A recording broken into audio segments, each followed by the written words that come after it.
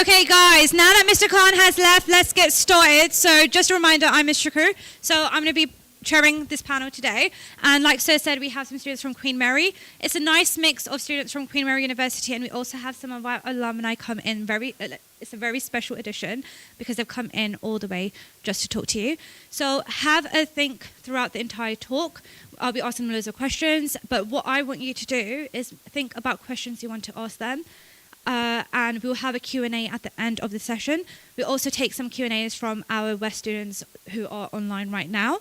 But think about all the questions that you want to ask, like so if you don't have an older sibling and all that kind of stuff. So please make sure you're attentive and you are thinking about what questions to ask.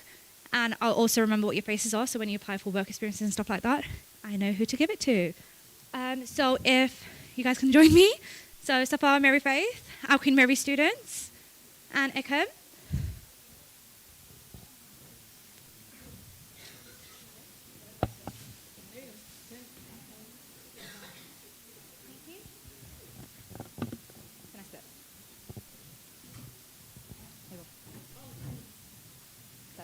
Perfect. Wow, that chair was like really weird. Thank you so much for positioning me right in the middle. This is like really awkward, not gonna lie. But let's start off with introductions. So if you could just like tell your name, what uni you go to, what course you study, and then we'll like start asking some questions.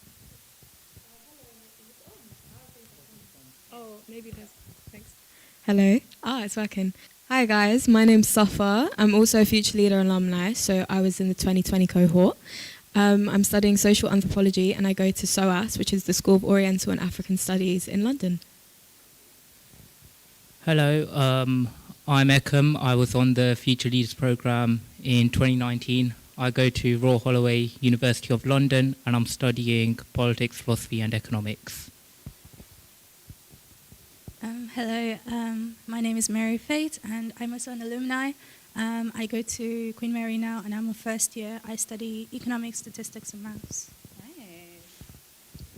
Hi, I'm Jason. I study history at Queen Mary. Hi, I'm Delara. I study law with politics at Queen Mary.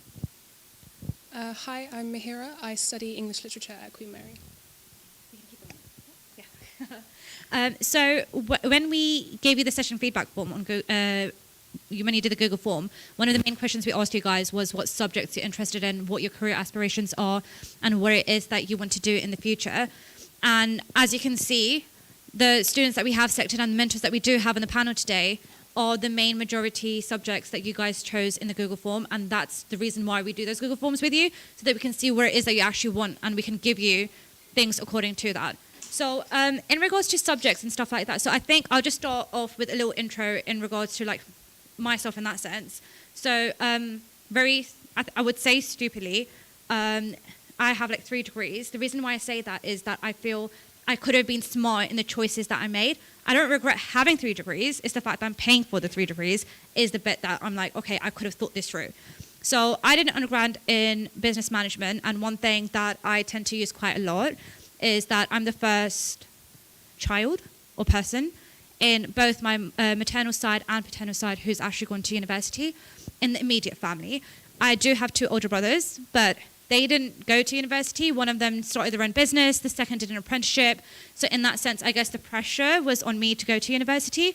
And it's something that I always wanted to do anyways. And plus, when I needed to choose my gift, I knew what to use because I was like, yeah, no one else has ever gone to uni, so I can definitely use this.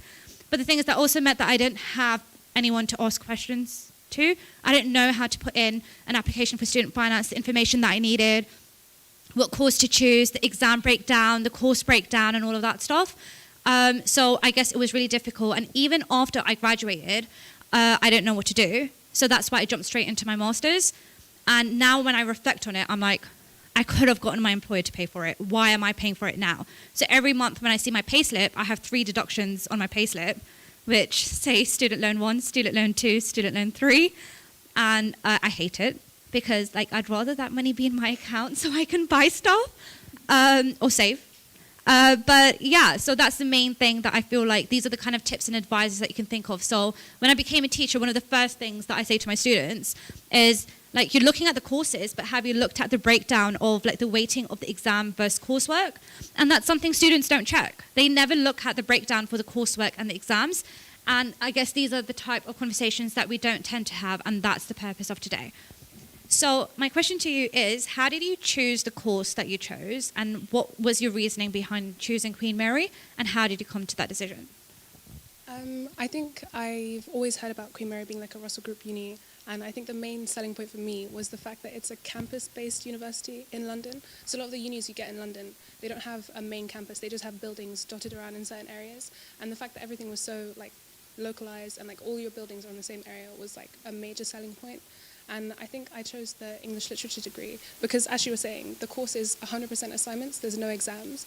And I just hated the idea of having to go to uni and doing like 6 exams each semester, like on. And I just get to do assignments, and I really preferred that. And that's one of the reasons why I chose it as well. Okay, good. And how did you choose the course? Why English Lit? I think one of the main important things when you're choosing a degree is it's something you're going to have to study for 3 years minimum, like period. And like it has to be something that you have passion in and that you enjoy, because you're going to be studying it for a long time. Like you can't just sit around and be like, oh, I don't like the subject anymore, I'm going to switch. Because then you're going to have to change a degree. It's a whole other process.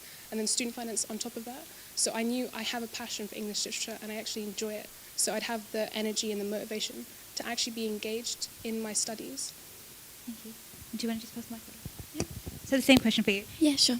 So my degree is law with politics. So the main kind of bulk of it is law, and then I get to choose some politics modules. And it is a qualifying law degree. So I knew that I kind of wanted to go into law when I graduated. So I wanted to make sure I had a degree that was qualifying. And I think that's something to think about, is if you have some kind of idea of what career you want to go into, kind of like you can do law degrees in some universities that don't actually qualify you to be a solicitor. You'll have to do an extra kind of qualification. So just things like that, I think I was aware of. I made sure that it was, appropriate. And I really liked politics. I think international relations was something else that I was thinking of studying. But again, like if you want to go into law, you kind of end up having to do like the conversion after. So I just thought I would do that. And I chose Queen Mary because it gave me that combination of law and politics, which is very rare for unis to give that. I think a lot of unis do law with business or things like that, but I didn't find law and politics anywhere else. So, it was the course that helped me. Perfect. Before you move on, a quick show of hands. Who's interested in being a solicitor as a career aspiration or wanting to do law in uni? Just raise your hands. Okay, there's quite a few students, because I remember that from the Google form as well. And having said that, how did you know that the course you chose is qualifying? So when you search up the course on the university's website, it will say on there, it will say this is qualifying. I think it's LLB that it says if it's qualifying.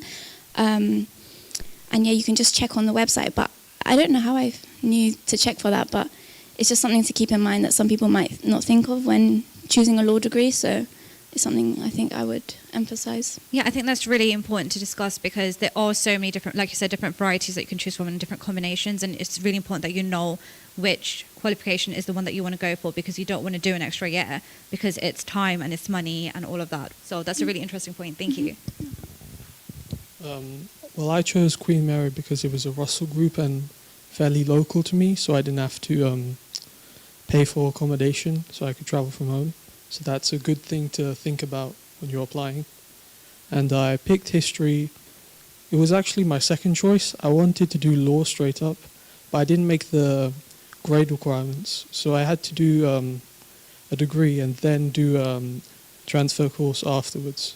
So even if you don't make your requirements, you can still make your way into that field. It's a really important discussion. So how did you find history? So your ultimate, I feel like business has always been the subject for me. I knew that from year 9 and I always wanted to study that. How do you find the motivation, and how did you find doing history knowing in the back of your head that you want to do law? Was that a motivating factor for you, or were you kind of like, I don't really want to do this? Well, it was kind of like, it was recommended to me in the through clearing, because I didn't make the original offer. So they offered this instead and said they gave advice how you can still go into law afterwards. Nice. So you use that to help you move Yes. forward. Perfect. That's all. What's the question? Just repeat the question. So the question is, what uni you study at, which you've already told, Yeah. but what course and how did you come to that decision? Okay, so I had a bit of a journey with this. I initially wanted to study law, but after completing the Future Leaders program, I noticed that I much prefer law as a career as opposed to studying the actual law. So I decided to apply for sociology and politics at Manchester. Had a bit of a mind change, and also I would have had to do foundation year and then do it. And then I came across the course at SOAS, and I had to reject a place at Royal Holloway. But the way I chose it was I looked actually at the way they assessed things. So I spoke to one of the course conveners, who's actually one of my lecturers now. And I'm praise be to God, I'm very glad I go there, because she said that the reason they don't do any formal examinations is because the course that I'm studying, which is social anthropology, they want students to actually be able to grasp and internalize the content that they're learning and be able to apply it to their lives. And that was something that was really meaningful to me, because education, of course, coming from an immigrant family, education is very valuable, and you don't want to be paying for a degree for 3 years where you're not learning anything. So I wanted to do something I really enjoy. Also, it's very reflective of us as people. I have a 2-hour seminar every week where we literally talk about life and concepts in life. And we have a project where we need to work with other people, and we need to sort of present our findings in a way that feels expressive to us. And yeah, I think that's kind of why I chose SOAS, because I looked at the course content, as Ms. Shakur said, look at the course content, but also I looked at how they were going to assess me, because I have anxiety. As a lot of people do, I can't do assessments, I can't do exams, I just prefer not to do them. They're quite triggering for me, so I prefer to be able to do essays and assignments in a way that won't be difficult for me to do.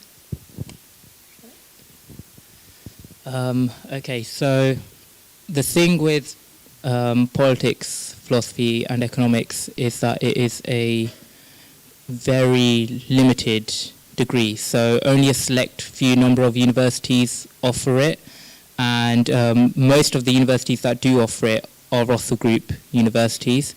I was lucky enough to come across Royal Holloway in the fact that it was sort of in London, which meant that I could commute, I didn't have to move out, which would have added an extra cost to the tuition fees that that's already a fixed cost.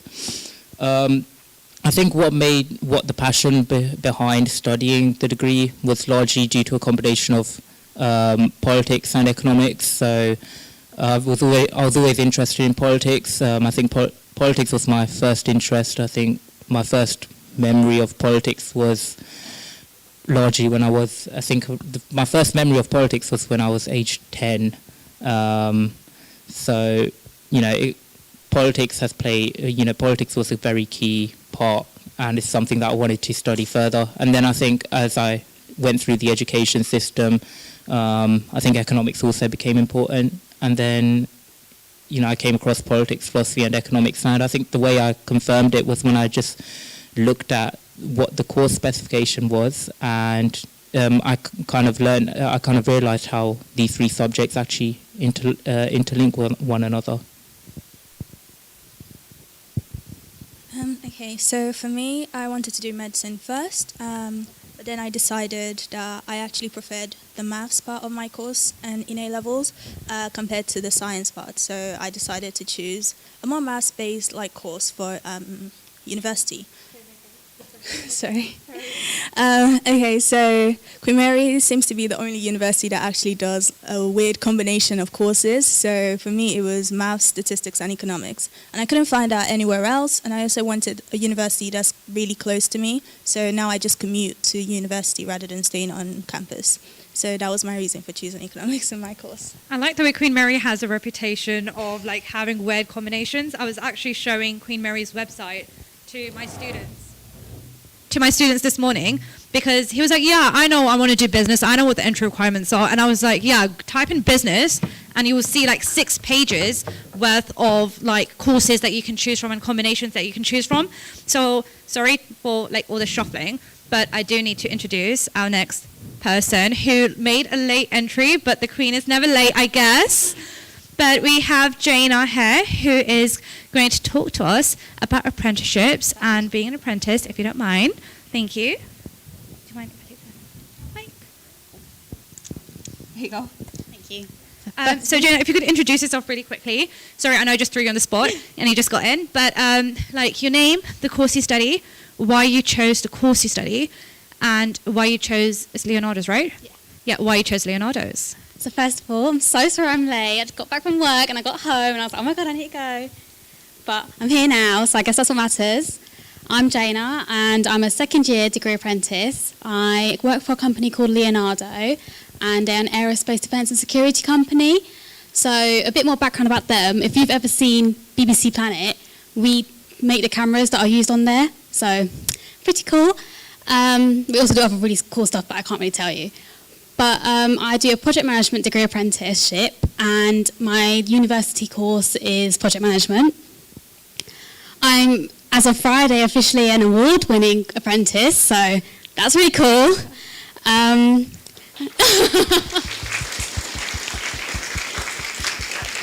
Award in? Explain it.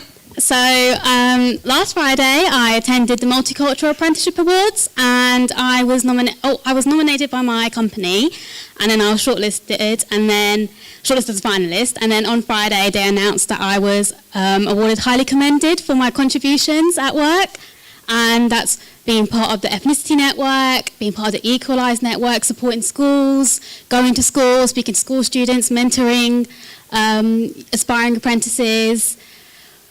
Being a STEM ambassador, going to different companies, so much. But it's been recognised, and I think that's the best bit, and nationally too, so that's pretty cool. I think that's much for me. Amazing, amazing. And you were also on the first year of Future Leaders. Yes. And she's come back every year to speak to our amazing students to talk about why you should do an apprenticeship. So just talk a little bit about the degree apprenticeship. Like the whole, explain what a degree apprenticeship is. Yeah, sure. So a degree apprenticeship is basically where you do a normal degree, like everyone else, but you just work at the same time, and your degree is funded by the company. My degree course is 4 years long, so that's only 1 extra year compared to a normal university degree. At my company, you do 1 day a week, so my day's a Wednesday, and at Wednesday I'll have 9 to 5 lectures, and then the rest of the week I'll either be on study days or I'll be working. It's all paid for. You get no debt. You get paid a salary. You get all the work benefits. I get my annual leave. I get £500 every Christmas to buy whatever I want.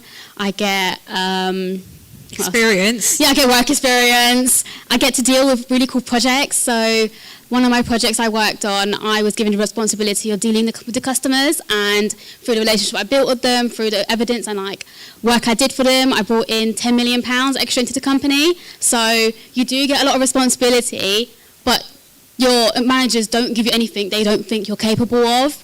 So I think it's a great opportunity if you sort of want to do the best of both worlds, which is what I wanted to do, to answer your question earlier about why. That was why I like the thought of developing myself through education and university, but I really like the thought of getting myself in that corporate world, being a corporate babe, being a little workaholic.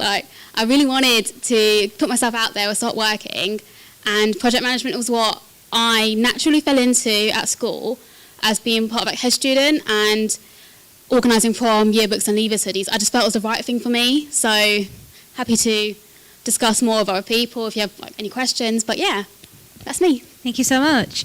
Okay, so I'm going to move. Yeah, we just did a round of applause. You missed it. Should we do another one?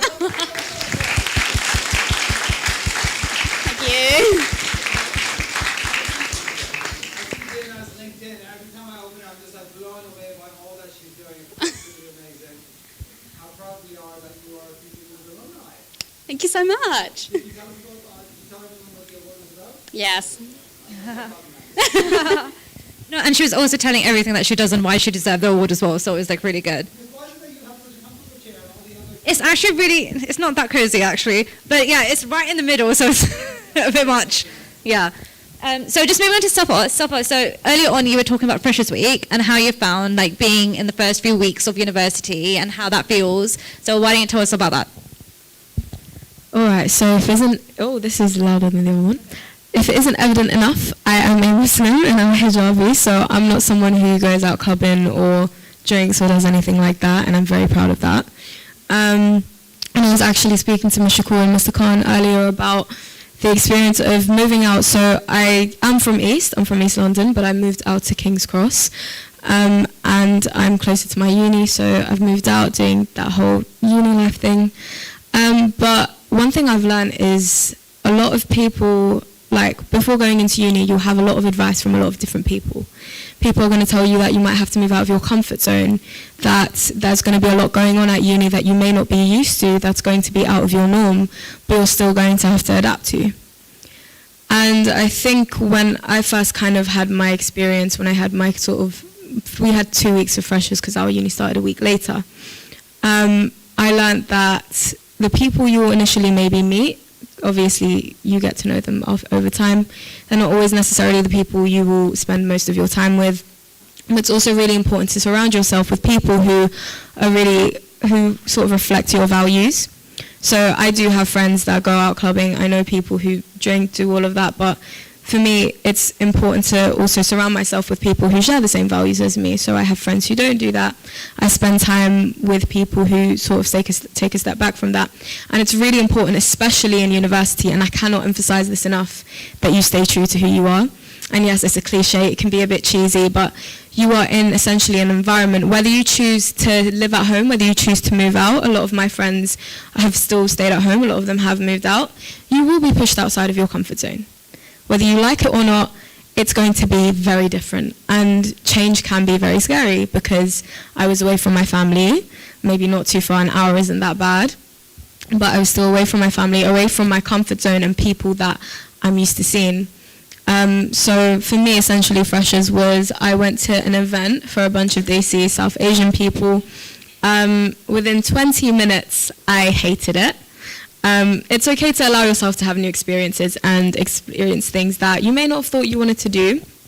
And it was an event for all of us to sort of get to know each other. 20 minutes in, I know it was on a boat, might I add.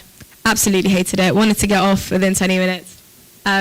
So never doing that again.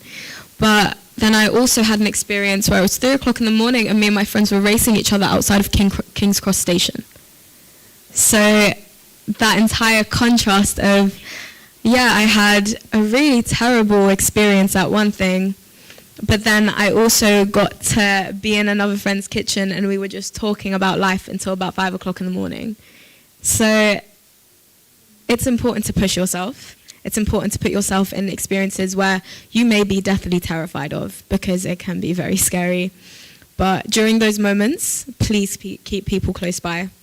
Reach out to people from your secondary, reach out to friends at uni because it is very different, but also you will learn to love it. And you learn to love it when you're surrounded by people that you like.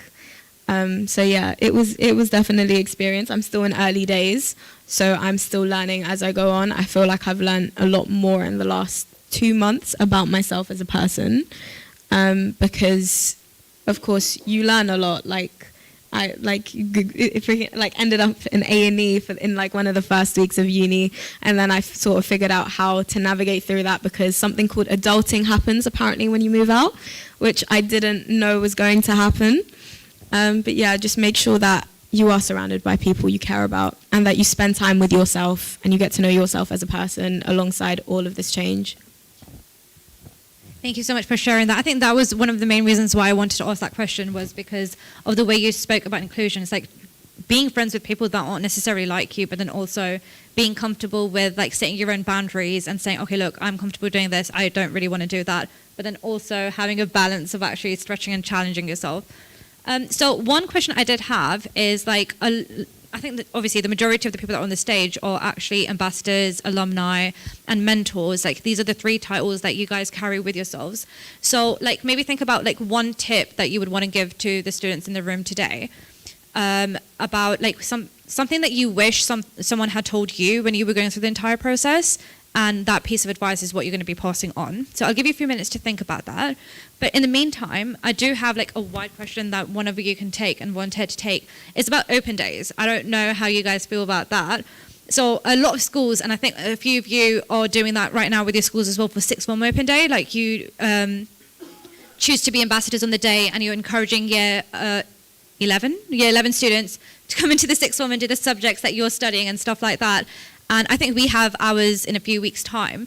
But I think the open day was one of the main deciding factors for me for which university I chose and why I ended up going with a uni that I ended up going to. So I was 101% settled on the fact that I definitely wanted to go to Westminster because, I don't know, it was always in my head that that's what I'm aiming for, that's what I want. But then when I got it, I wasn't entirely sure. So I ended up going to like the open days for 3 universities. I think it was Kingston, Greenwich, and Westminster. Kingston, I was like, okay, the walk from the bus stop to the uni campus was like, it's like a little bit of a forest. And I was like, yeah, I'm not doing that every day. And that was like a write-off. I was like, I can't do this every day. I'm going to freak out. I'm not going to be able to do this. And I was like, no, I'm not even bothered with Kingston, so let's just leave it be. And then even though my heart was really set on Westminster, when I went there, like the security guards were like, you can't sit there, you can't stand there, you need to move, you need to do this, you need to do that. And then I spoke to the lecturers, and I had like so many questions, and they were, well, my experience was a bit like, okay, yeah, we don't really have time to talk to you right now. There's like a million and one things going on. And I just felt like, okay, I get it that it's busy. I get it that it's a lecture hall is going to have like hundreds and hundreds of students in there. But I also do want to feel like I'm welcomed here. And I didn't get that feeling. And I just like walked away really disappointed. But when I went to Greenwich, first of all, the campus is beautiful. Second of all, like there's Odeon and Nando's and like Starbucks, like in walking distance. Meaning the environment was really nice. But when I started speaking to the lecturers, they were actually interested in telling me about the different courses, the different things that we're going to do, Greenwich Passport, which is like your employability passport, all the extra things you can do. And they actually took the time out to invest in me on that day. And I knew, I was like, okay, do you know what? I can sit in your lecture and I can attend your seminars because you actually seem to care. And it's an environment I feel comfortable in. And that's how I ended up changing my first choice over to University of Greenwich and ended up going there. And I absolutely loved it. And I feel that if I didn't have that opportunity, maybe I would have gone to a university that I didn't really like. And I know with COVID regulations and stuff like that, that might be a bit difficult now, but I know that the universities have started doing virtual open days, and they also have started opening up venues and sites. What's your opinion about whether you have been an ambassador for open days or whether you recommend students to do that, and why? Well, I'd probably say more than open days. I'd say researching the uni is more important. Seeing what students themselves thought about it and their time, more than just open days are kind of just showing the best, whereas a student will kind of show like the whole experience. So I'll probably say see what people say on like YouTube and stuff. I didn't get to go to open days because it was in COVID, so I did try and I don't think virtual tours were a thing yet. It was right at that time, but I think if you can, getting a feel for the campus is a really nice kind of first introduction to the uni. You'll kind of get a feel for the culture just by going there, because some of the really, really academic unis are kind of, you know, it might be harder to make friends and people are more focused on their studies, whereas I'd say at Queen Mary it's a very social uni, very kind of friendly, kind of casual place. So I'd say kind of getting a feel for the culture is quite important. And maybe if you find someone that's gone there, just to reach out to them, maybe even on LinkedIn or something like that. If you see someone that's gone to the uni, don't be afraid to message people. And that kind of goes for anything, not just for university. Like people are always kind of ready to answer questions, I'd say. Okay, and maybe a question for this side. I know Safa spoke about Freshers Week, but like societies and clubs now, obviously as future leaders, you are obviously doing this outside of school hours, and that's an extra and super curricular activity that you're doing. And in the meantime, during the program, there's a lot of extracurricular stuff that you will be doing for your college application as college students. But once you leave college and you either go for university, jobs or apprenticeships, you still need to continue that. So maybe clubs and societies at university and supercurricular activities, what are you involved with and what's your advice? So because I'm a commuting student, it's quite difficult for me to go to clubs and societies, but I still am a member of quite a few. So the first society that I did join on the Freshers' Fair was the Economic Society, and the other one was a political party society, which for privacy reasons, I'm not going to reveal the name of the political party just yet, but hopefully in the future, maybe. I think the purpose of these societies is you build, because university is about networking. It's not just about the people that are doing the same degree as you. It's also about widening your network and your horizons. So a lot of people in the Economic Society, so one thing that I didn't actually know in the Economic Society was that they actually partnered with a trading company called Amplify Trading, and what Amplify Trading do is that they actually educate people across universities, and I think they've recently extended down to sixth form as well. But they basically educate people on like the financial market, so the buy side and sell side. And I think had I not joined the Economic Society, I never would have actually got to experience what it's actually like to be in the role of an asset manager or as an investment banker. So I think that's one of the things that societies do offer. They have extra activities on even those industries that you might think that you don't have an interest in going to. There's no harm in trying and attending some of the free workshops that they have, because that trading exercise that they did hold was done for free, but they have a summer program which costs almost, I think, £3,000, and a lot of people actually enroll on that summer program to gain an insight. And the fact that we got it for free was just a massive bonus, because when you put it down on your CV that you attended a simulation of the financial market, it stands out. And things about like with politics and stuff, a lot of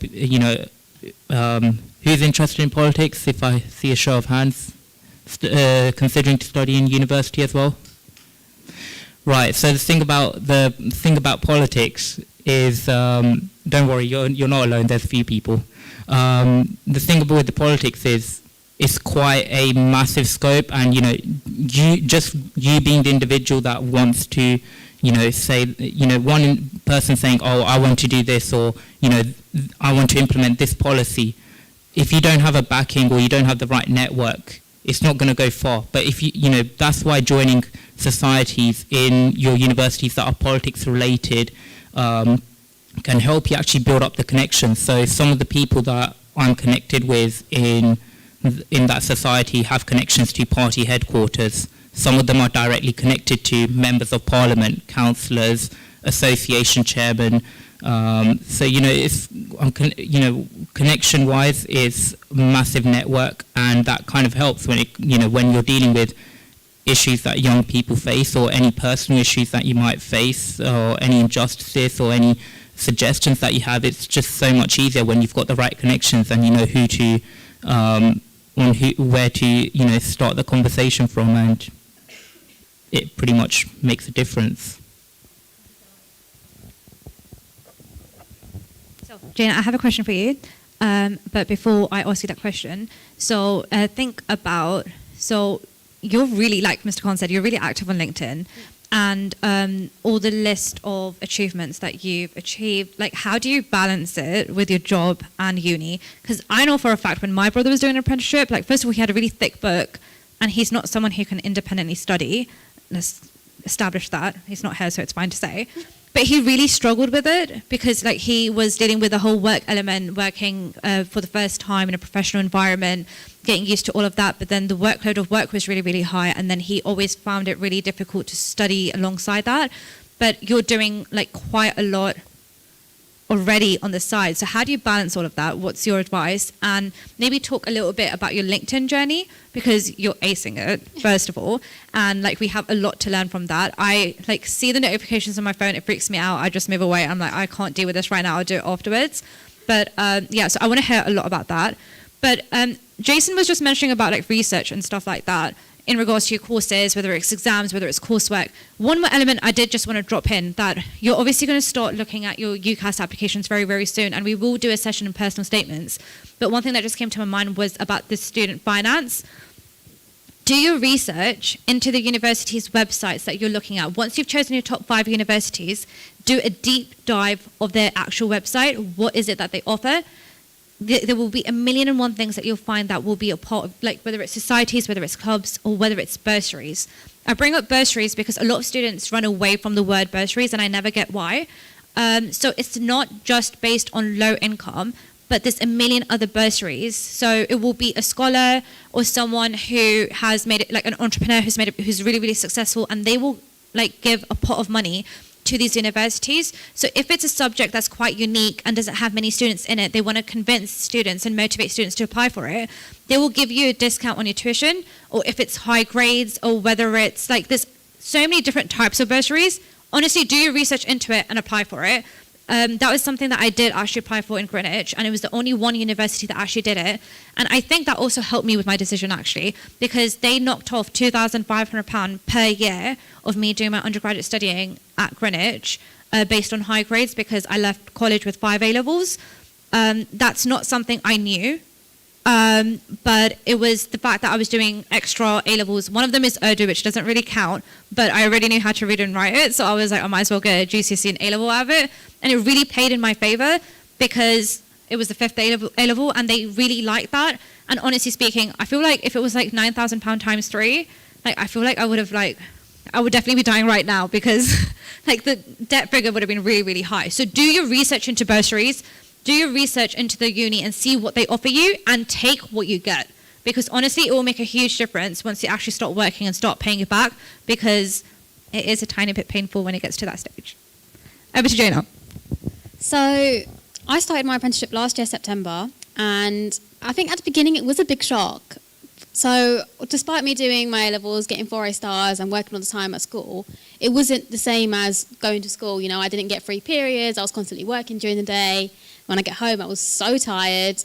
But I think talking about it with my managers really helped me. So whenever I get stressed with uni work, I could tell my manager and I say, hey, I'm really stressed out. And she'll be like, take a day off. Don't book it as your annual leave. Just don't work and just focus on your uni work. And I think that when she told me I could do that, provided me so much support, because I just knew I could have a whole day just focused on my laptop doing my uni work and not worry about having to reach deadlines for work or anything like that. So that communication with my manager really helped me. I also tried to do anything degree apprenticeship related during the week, so I had my weekends free. And this weekend, for example, tomorrow I'm going out for lunch with my sister. Saturday I'm at a little ball for one of my friends. We're going for like some really exciting ball.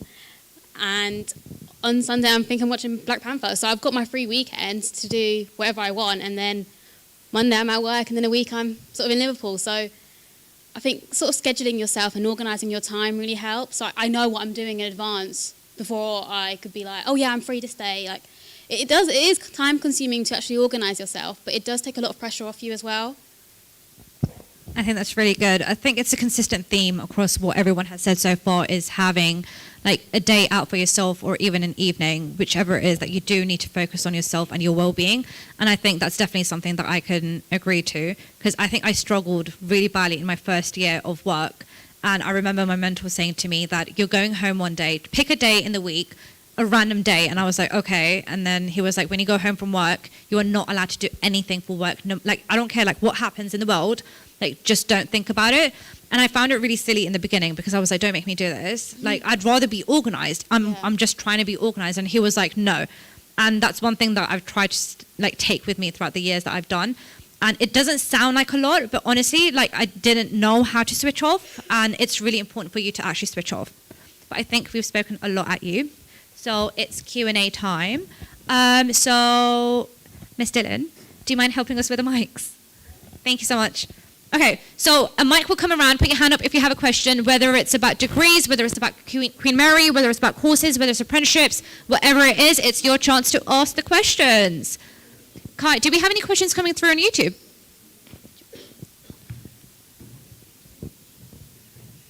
Not yet? Okay. That's fine.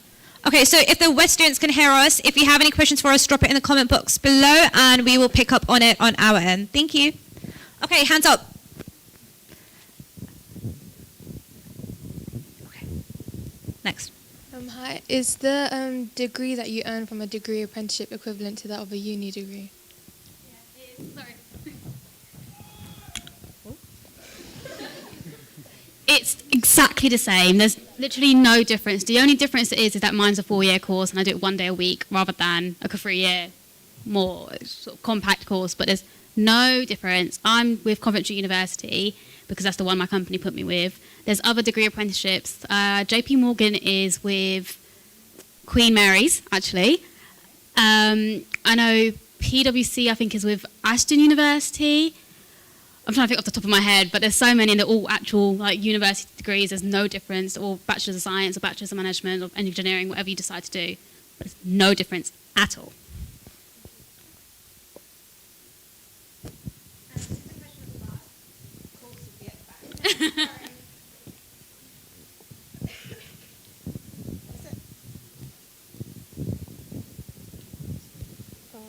Sorry, this is for the person that does economics, stats, and maths. So I want to go into maths in uni. I was just asking, like, what modules do you do, and how did you pick your modules? So far we don't get to pick our modules. So I'm a first year. In second year and third year we get to pick our modules. So I do 4 modules right now, and 2 are economics. One is a probability, and 1 is a maths one. So my maths one is number sets and functions, and my probability one is introduction to probability for statistics. So I think so far they're just teaching A-level content. So if you're looking into going into that, you'll be fine for the first year. Yeah. And also, sorry, do any of you have any of you thought of maybe after uni working abroad? So one of the big elements about choosing a uni was also seeing if I could do a placement or a year abroad.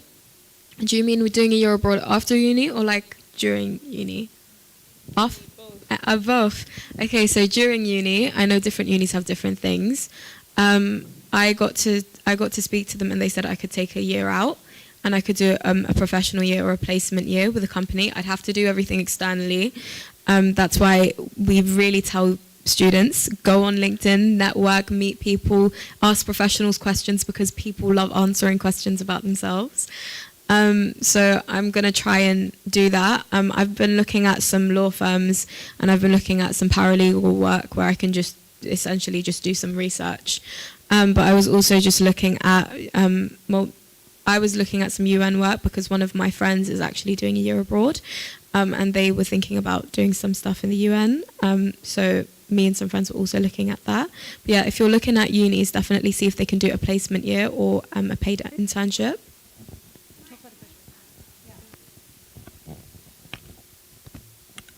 So the company I work for is an Italian company, and a lot of the apprentices also get to go to Italy for a placement, and they'll fund your whole trip and you just go and work out there.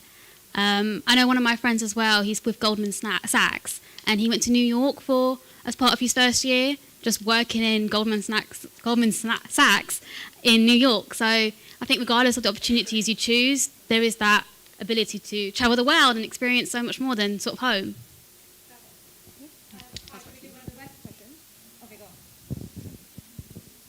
Hello, this is for the girl in the very right who did the apprenticeship. Unless I'm mistaken, you said something about Leonardo's apprenticeship. How exactly did you come to that? How exactly did you meet that apprenticeship? What made you want to do that specific apprenticeship? So when I was in the winter of year 13, I began applying to apprenticeships, I began applying to universities. I applied to a lot of finance, business-related apprenticeships, and whilst I liked the idea of them, none of them was like, yeah, I really want to do that one, until I came across Leonardo on Indeed. So websites, if you were interested in apprenticeships, to look at would be government website, not going to uni, Indeed, LinkedIn, actual company websites, or simply just Googling business management degree apprenticeships or finance degree apprenticeships or tech, that sort of thing. And I chose them because I thought their work they do is the most exciting for me, and I thought I'll have an actual impact, an actual change. And I think, no offense to anyone who wants to do finance, but when I did finance work experience, I found it quite boring, and I didn't feel like I was being sort of challenged or stimulated. But at work and at Leonardo, I thought that would be the case, and it's true. I'm excited every day. Yeah, that's it, really.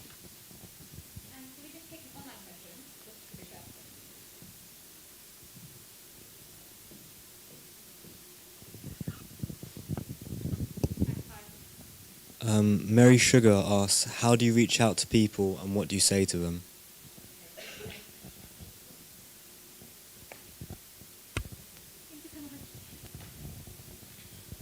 So when it comes to reaching out to people, there's different ways you can do it. So you have reaching out to people, obviously, when you're in person, or you also have online, so through platforms, the big platform being LinkedIn. The key tip that I learned from someone was, don't reach out to a person by asking them about their job. So what I mean by that is, say for example, if you're reaching out to someone that works in, I don't know, let's say finance, he's a sales trader at, I don't know, JP Morgan or something. Don't go up to them and say, oh, hi there, what do you do for, my name's so-and-so, and, I see you're a sales trader, what's your day-to-day role? Do not do that. The best way to reach out to someone is to find a common ground and start talking through a common ground. So one of the ways that I did this was when I went on the trading simulation that I was talking about earlier, they offered a free CV and cover letter service,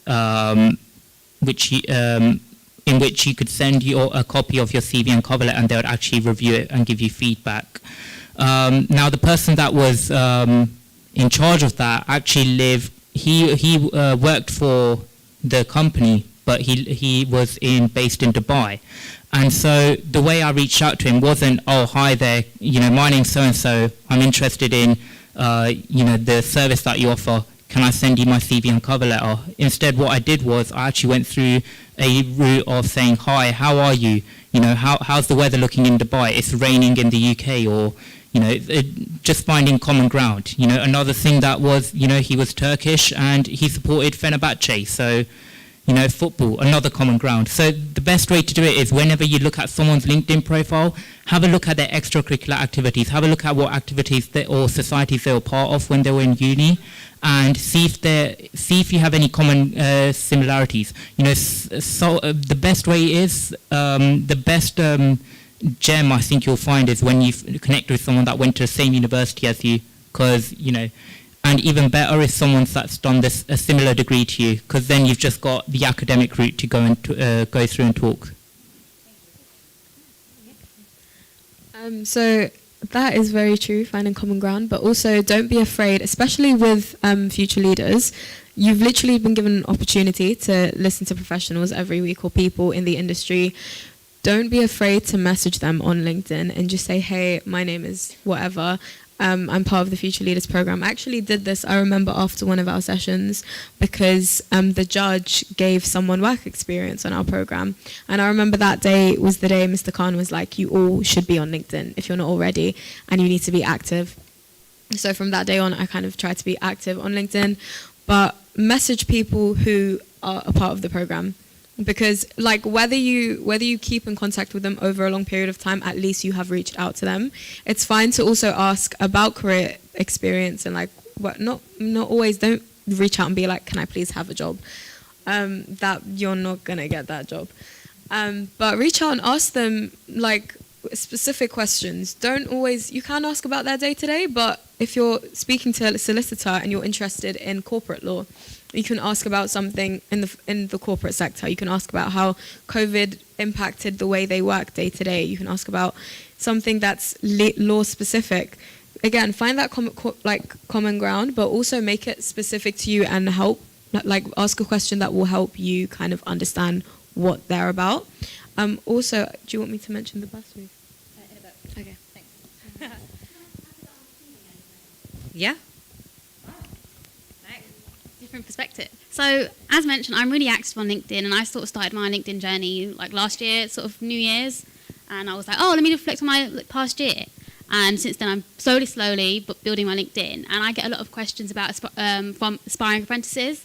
And often it's, hi, how are you? I saw this, congratulations, or this was really cool. I've got some questions about your job or what you do. And I'm like, oh yeah, sure, no problem. Like, I'm so happy to take messages and talk to people, because not only are they interested in sort of, like, not only have I had a little impact in their lives, inspiring them, but it's also the fact that they are taking the time to consider their future.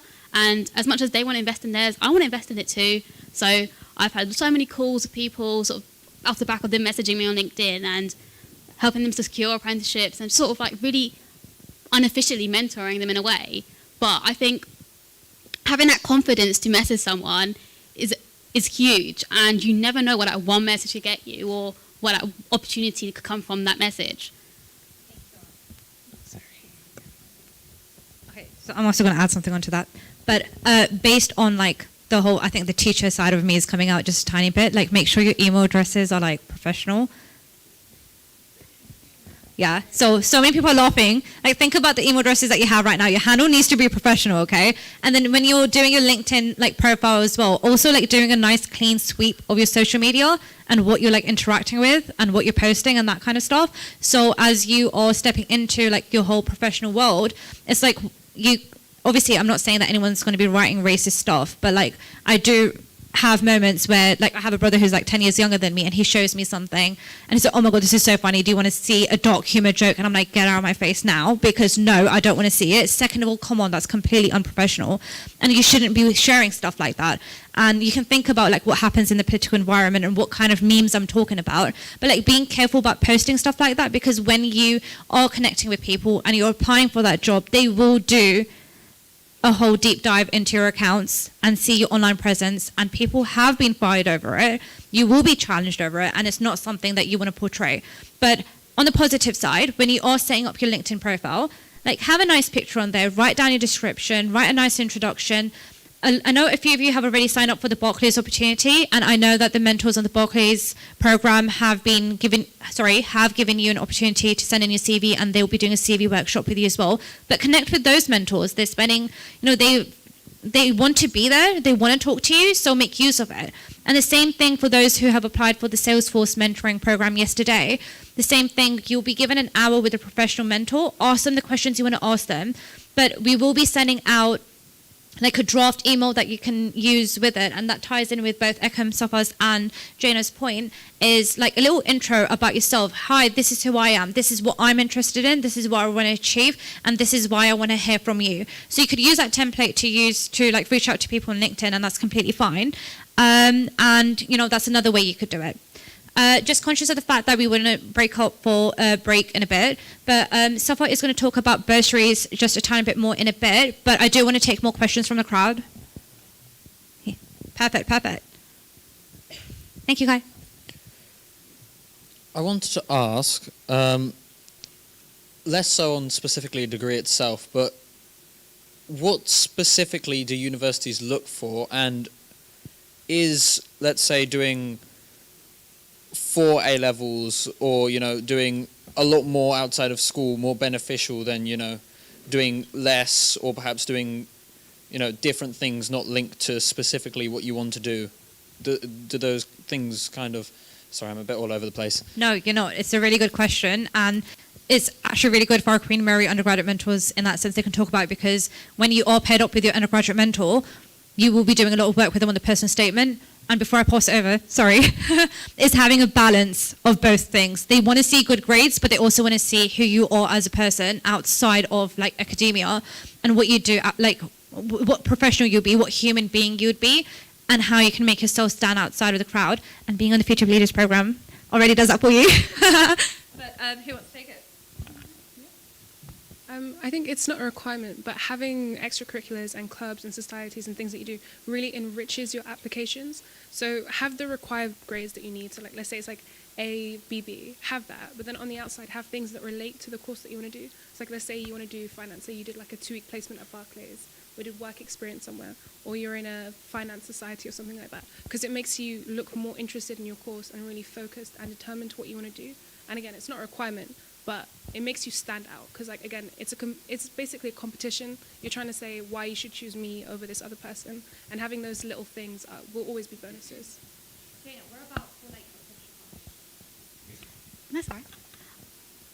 I think it doesn't really matter sort of like what sort of sector it's in. For example, like if you do, I did finance work experience, but I work at an engineering firm. Like, I think it's the fact that I've put myself in that corporate role and the skills I've learned is what matters more, because you could transfer those skills. It's not so much that I was in a rowing team at school. I don't row anymore, but I still work in it. Do you get what I'm trying to say? And I have no STEM subjects, but I'm in the engineering firm. Like, I think it's more about the skills you have rather than the sort of like what sort of topic or context it's in.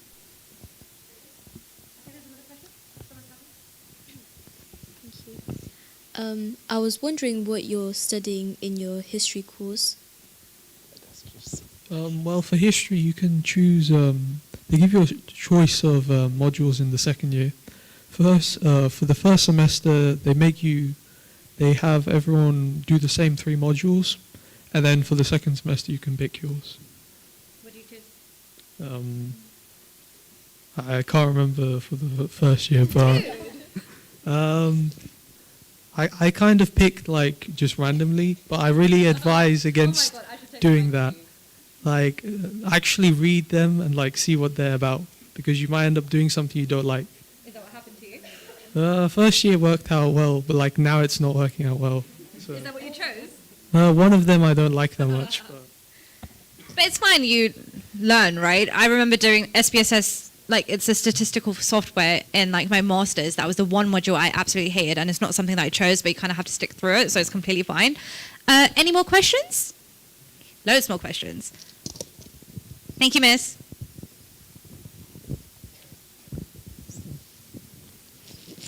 Down this row? Could you have your hand up? Can you press that down, please? Okay. For the girl doing social anthropology, how did you pick between like the different branches? Like, what influenced that? Okay, can we try and keep our answers like visual? Different branches of social sciences. Yeah. So I looked at how my university was going to actually approach it and what I'd be learning. So I do 4 modules right now. They all teach you different things. They teach you in different ways.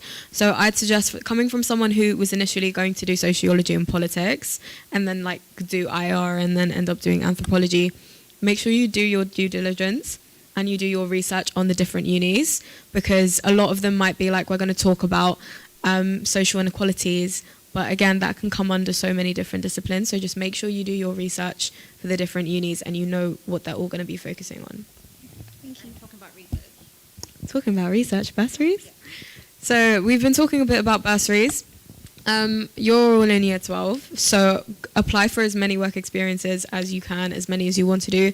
I actually did 2 work experiences with law firms, and I was shortlisted for bursaries, but because I changed last minute, I went against one of their policies.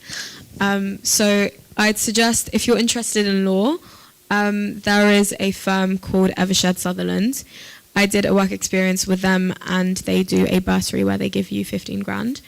And also Allen and Overy. I don't know if their applications have closed yet, so I would suggest go and look. But definitely, if you just Google like undergraduate year 1 bursaries or scholarships, keyword scholarships, you can find a lot that are STEM-based, law-based, humanities-based, or some just general ones. So like Miss said, make sure you look at the unis, but also look at external providers.